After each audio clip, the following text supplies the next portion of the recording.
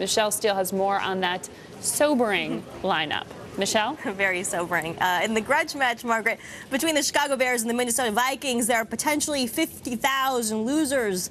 The fans who want to warm up with beer. There is no alcohol at the game tonight because it's been moved to the University of Minnesota's TCF Bank Stadium, but the big winner on the field might actually be TCF Bank. It's only 2 years old. The stadium's only 2 years old and is on the cusp of getting its biggest audience ever. Minnesota-based TCF Financial buying naming rights to the Minnesota Golden Gophers Stadium in 2005.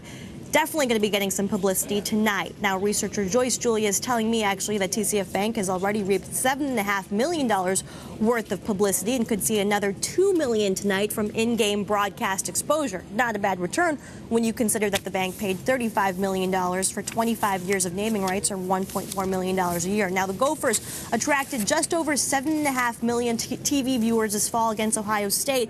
Monday Night Football, though, draws over double that routinely, and the U, as it's known, also gets to keep revenue from concessions and parking. Now, as for the game, it is the final home game of the season for the 5-8 Minnesota Vikings, whose Metrodome Stadium is unusable because of snow. The Vikings have not played an outdoor home game since, get this, December 20th, 1981, exactly 29 years ago to the day. And forecasts have temperatures at kickoff at 26 degrees.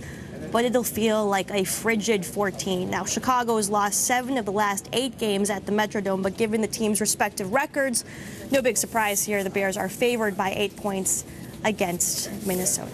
So there you go. That was an incredible video that kept circulating, too, of that snow coming into the roof, through the roof, I should say, of that stadium. Yeah, and they're entering actually the last year of the lease on that stadium, Margaret. And there's talks that maybe they'll move if they don't get the new stadium. You know, obviously they are going to be showing that video over and over again as they lobby for some new digs. Yeah, thankfully no one was in there on the field at the time. Anyhow, thank you very much, Michelle. We're moving into the second hour now.